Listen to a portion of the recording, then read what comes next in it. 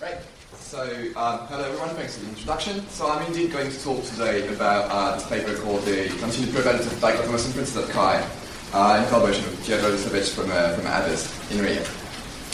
So in our field, we usually validate new interaction techniques or new visualization based on user study that we conduct to collect data on accuracy, completion time, learnability, preferences, workload, fatigue, you name it. There's lots of data we can collect. And so the paper submission, eventually the process, can be summarized by three different processes. So the first one is conducting the study to collect data, then running some statistical analysis to try and analyze our data, and finally writing the paper with our interpretation of the results. But the way it's often done in the end is by categorizing the results we have into two different categories. Either we have sufficient evidence for the hypothesis we're testing, or we don't. And this whole process of categorizing two different categories is called making dichotomous inferences. So there's lots of ways you can make dichotomous inferences at the end. You can use different tools and still make them. So for instance, if you use p-values, you're going to compare to the classical threshold of 0.05, and if your p-value is less than 0.05, you say you have significant results. If it is greater than 0.05, you say you have not significant results. Some people are also using confidence intervals, and in this case, what you're going to check for usually is whether or not the confidence interval crosses the baseline, so in my case 0. If it doesn't cross, you have significant results. If it does cross the baseline, then you have non-significant results. And these dichotomous inferences, they lead to a number of problems that have been mentioned in the literature quite often. One of the first problems is that very often the papers with significant results will get published while the others won't. That's what we call the Fadro effect. It's something that's quite famous, there's lots of literature on it. And I'm not saying here that all of the papers with non-significant results are not going to get published. Some of them will eventually do, but most of them won't. So what the problem is that it gives a very distorted vision of science, because papers that are visible are papers that are published. So the community and the public will mostly get access to these published papers with significant results, but all of these papers are never published and never going to get any credit. Another issue is, imagine you have different researchers in different institutions testing for a drug against a specific disease. And they all find different conclusions from the studies. Some find insufficient evidence, others find sufficient evidence. What do you conclude from there? It's pretty hard to say. But if they report exactly the p-value they have, the confidence interval, and effect sizes they have, it might be easier to see that actually maybe the results do converge. Or maybe you just need more studies. One of the other issues is what we call the fallacy of accepting the null hypothesis. So the idea is that because you have insufficient evidence for your hypothesis, you're basically concluding that your hypothesis is wrong and that the opposite is true, which is never the case. And so because of that, some drugs that could work for a specific disease are never commercialized. Or even worse, if you change the question to, does this drug have secondary effect on patients? That's your question. You find insufficient evidence for it. So you basically conclude, well, there's no secondary effect, right? Well, that can be very harmful if your results are very close to being significant, and there are secondary effects. And it happened before. There was this, for instance, anti-inflammatory drug that was commercialized and that caused heart issues in patients, just because of this kind of problems. And because of all these problems, actually, there's lots of literature on why and how to drop significance testing and report other things and in other ways. There's been lots of methodologists working on it for years and years now, including very recently this paper in Nature, that is, by the way, the most talked about paper using outcome metrics recently. So it was published by 3 methodologists in March. Some of you probably have seen it. It gathered 800 signatures, maybe some of you signed it. If you haven't seen it, I really encourage you to take a look. The link is here. I'm going to put the slides online. You get the link to the webpage later, so you can check it out. It's really worth it. But because of all these problems, we can wonder, how do we fare in HCI? And in particular, over the years as it evolved. So with Pierre, we had 3 different questions we wanted to answer. Are we actually subject to dichotomous inferences, first of all? Then what methods do we use? And does it somehow influence how dichotomous we are? And finally, did the literature have an impact on us in the end? All these papers about all these wrong questionable research practices, they did affect us somehow. So because we're talking HCI, what we decided to do was to look at the biggest conference in HCI, obviously Chi. So we took all the papers from 2010 to 2018, all the proceedings, converted them to text version, and used Python analysis to try to do some text analysis in there.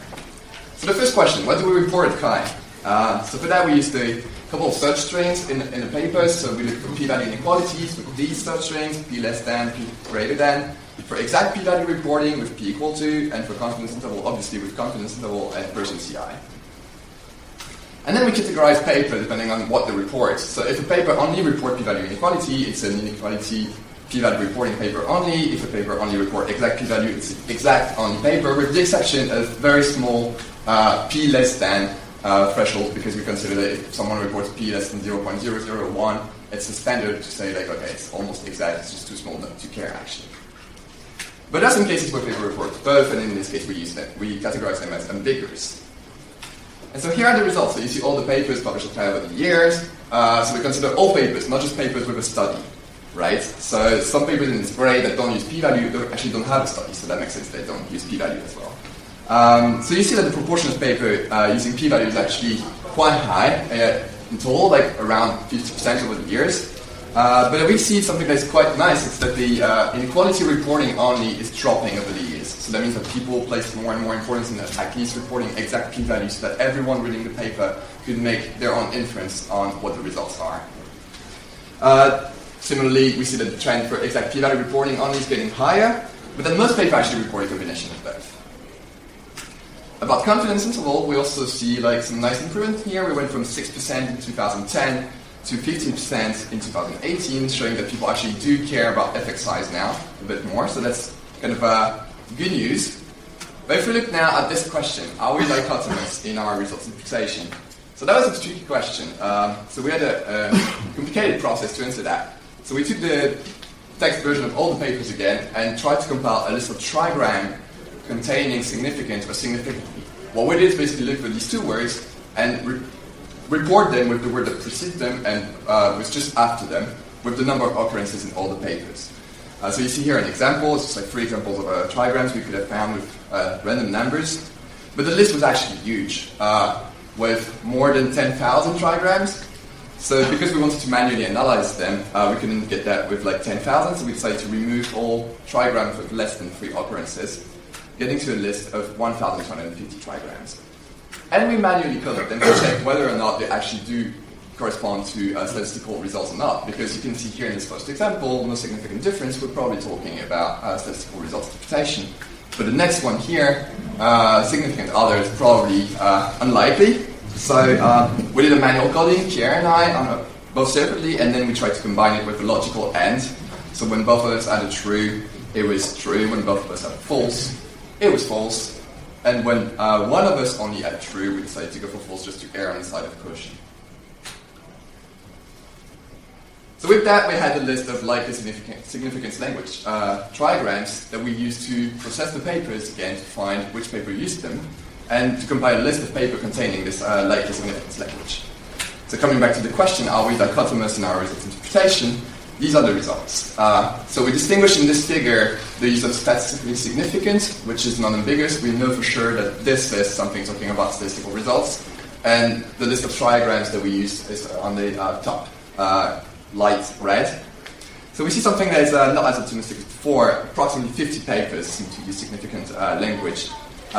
So we see that the trend for statistically significant is also getting a bit higher over the years. It's probably because there was lots of recommendation on actually stopping to say just something is significant, but always using the word statistically significant, because in English significant means large. So it's not really the same meaning. So yeah, not a very optimistic picture, but can we do something about it? So that was the next question. Does our reporting style actually influence this? And maybe we should favor one to try and get that happening, dropping this whole like dichotomous interpretations. So to answer that, we have a couple of diagrams like this. So you see here this first ellipse represents all the Chi papers, irrespective of whether they have a study or not. And here are the papers with significant language, using the list of trigrams used before. You see here the p-value inequality paper reporting, the exact p-value paper reporting. And there's a couple of things that are quite interesting you can see in this diagram. So first of all, it's about as many papers using exact or inequality p-values here. The majority of papers that we saw in the previous figure do report a combination of both. Something that is also quite interesting is that the vast majority of papers that do report p-values are actually using significance language. Not all of them, some of them don't use p-values very, so that could be like false positives as well, we don't know. But it seems that the majority actually are. But do other reporting methods actually work better than that? So to check this out, we looked for a confidence interval as well. And we first grouped all the p-value reporting strategies here and added the confidence interval there. So the first thing is that it seems again that significance language is used across all boards, even when you're using confidence intervals. But the interesting part is there, because among the 62 papers that report exclusively confidence interval, only 35% of them use likely significant language. And although it's a tiny number of papers, this percentage is quite interesting because if you look at p-value reporting only, 87% of papers likely use significant language. So I think that's quite optimistic, and it shows that maybe by adopting this method, we could try and switch from dichotomous inference to more vague interpretation that are more likely to come better science. To conclude on that, a few takeaway messages. Vast majority of papers reporting inferential statistics do make dichotomous inferences. But we've seen modest improvement in reporting strategies. Exact p-value reporting, more attention paid to effect sizes, so that's pretty nice. But overall, this whole NHST-based dichotomous inferences have shown no sign of evolution since 2010, even though there was lots of paper about it. So of course, our study is based on automated analysis, so there's a couple of limitations. The first one, which is kind of sad, is that most of the legends from fingers or tables, we don't know how they were converted to text. Sometimes the conversion worked, sometimes it didn't, so we might have missed a couple of occurrences of confidence intervals or p-values in there. The second one is that you have to remember that all the numbers and figures I showed are actually about all papers to Chi, not just papers that have a user study. So you have to take that into account when you're looking at the numbers. One of the area of concern is also false positive and false negative, that we might have any list of trigrams that can be used for significance language, because we might have miscoded them, first of all. So that would have a direct impact on the list of papers we obtain at the end. But it's also a matter of context. So if you take this trigram is significant for, and you take this paper here with somewhere in the text, the p-value is significant for speed. This paper would be correctly classified as using dichotomous inferences. But if you use another paper looking for the same trigram, and somewhere in the paper you find this work is significant for our approach, then the paper would have been incorrectly classified as using dichotomous inferences. So we have extra false positives and false negatives that can come up in there. One last limitation is that we only look for significance and significantly, but there's many other ways to be very dichotomous in binary value interpretation. The first one being we found that A is faster than B, or something like that. That's very, very dichotomous in binary. This is something we cannot look for with automated text processing tool.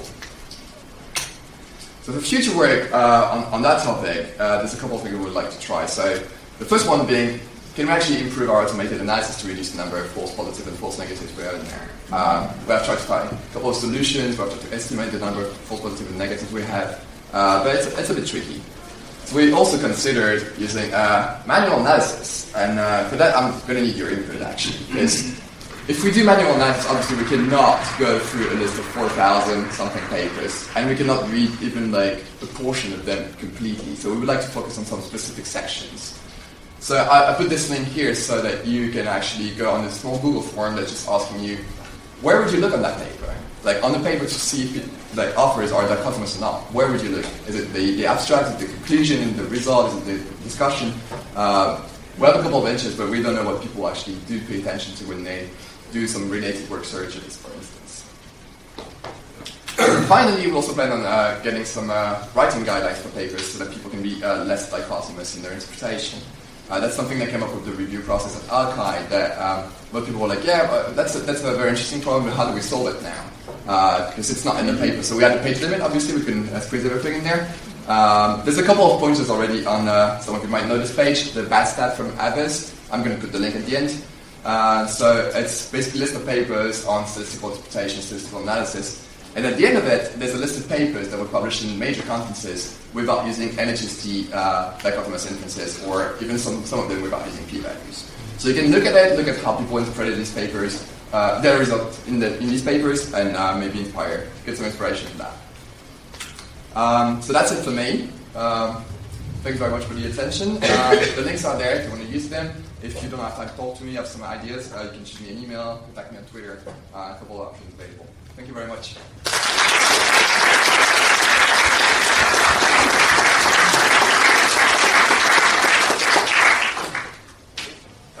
microphone's over there if anyone would like to ask a question. Hello. Very nice talk. Wendy McKay from Pierre and Friends. You're talking about writing guidelines, but we have another problem, which is reviewing guidelines. Yes. And in fact, it takes, I've spent many years in many committees and watched a number of papers get rejected for basically this kind of problem. You don't have the right kind of thing. So what we need to do is educate reviewers as well. The other thing that I wanted to say is that one of the reasons Chi doesn't fit into this is because a relatively small percentage.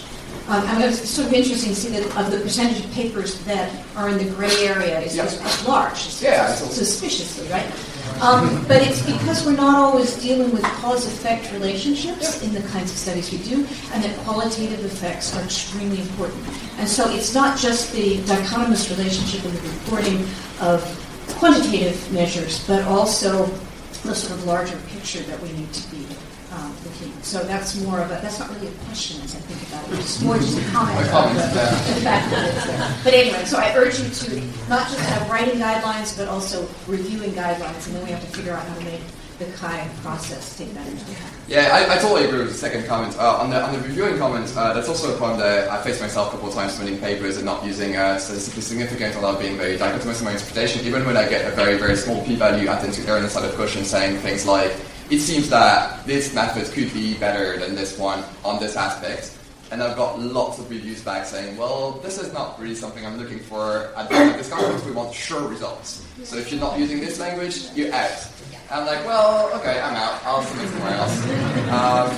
But I totally agree. And I think this thing that we're trying to investigate, we're brainstorming with a couple of people on that project, to try and see the impact of such vague language or hedges on authors when they're writing, how they feel about using hedges when they interpret the results, but also the impact it has on the reviewers. So asking the same people as author and reviewer how they could feel that using edges or seeing edges in a paper.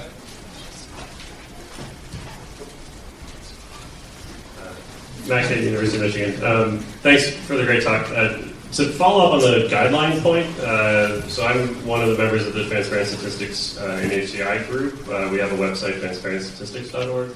We've been spending some time writing guidelines, thinking about how to do this for both authors and reviewers. If you're interested, we're going